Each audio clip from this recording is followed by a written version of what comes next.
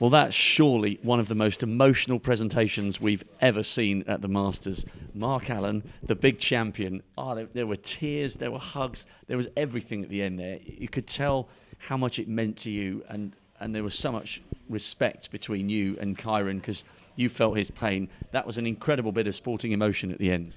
Yeah, absolutely. Look, sport's brutal. As Barry keeps saying it, there has to be a winner, there has to be a loser. But Kyron's such a good kid, and he's done wonders already in such a short space of time, and he's got a good family behind him. Such a friendly family; they never pass you without saying hello. And I know what it's like to be on that end, and you've just lost. So, respect that I shown. I fully expected Kyron to show me that if he'd have beat me, and I'm sure he would have. He'd be on the right end of these tournaments for a long time to come. He's a cracking player, and more importantly, he's got a really good team around him. Obviously, Barry Stark and stuff there as well. That's somewhere I was lost a little bit today. Obviously, I haven't worked with Terry now for a while, and strangely, considering there's another player, but Sean Murphy actually helped me a lot today. I was private messaging Sean, phoning Sean intervals after the first session, just to pick his brain really, because he's been in these situations before. And he gave me some real kind words, and really helped me through. I was trying to think of the words that he gave me when I was out there playing. So it's strange that coming from another professional, but it shows how close me and Sean are.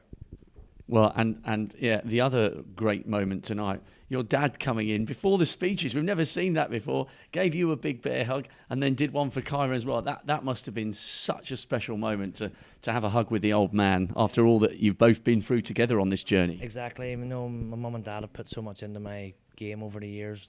Financially, they've always been there. Emotionally, they've always been there for me, and this is only really a small part of me repaying them. And to have my dad there winning the first Masters, it's special. Don't get me wrong. My wife and my stepson and my little girl and my brother, they were all here. Loads of ones from back home, but to have my dad there, it's the first time really I've had a big win in front of my dad, and it means so much to him. He lives and breathes for my snooker, sometimes too much. And it'd be good now to just take the trophy back to him. One chat about the match specifically. Did you feel a little bit as though you'd got out of jail after that first session, coming out at 4-all, because Kyron could have had a fairly commanding lead after that session? Yeah, absolutely. Kyron was the better player in the first session. I was just hanging on, and on another day he 6-2 up comfortably, and at 6-2 it would have been hard to recover. Not insurmountable, but it would have been hard. But I just felt like I was always hanging on, waiting for a bit of form. And I felt like I picked up my pace in that second session, and that's where it turned for me. I felt like I was playing a bit faster, and that's when I started playing better. I wasn't going really slow, but I felt like I was taking too much time on certain shots and letting Kyron dictate play. And he's such a strong player over distance. Some of the long balls he pots is frightening. But as the match went on, I felt really in control, and I felt like it was only one winner come the end. Just looking at your career overall, it's been a journey, and there've been bobbly bits and there've been great bits. Yeah, and it must give you so much satisfaction that you've been so honest about the things you've dealt with in the past. You've really got to enjoy these occasions, because these days are what makes the hard days worth it. Absolutely. You couldn't have said it better yourself. These days do make it worthwhile, and the hard days don't seem so hard whenever you get to do this. But look, I hate being away from home. It's something that'll never change. I don't like travelling abroad, but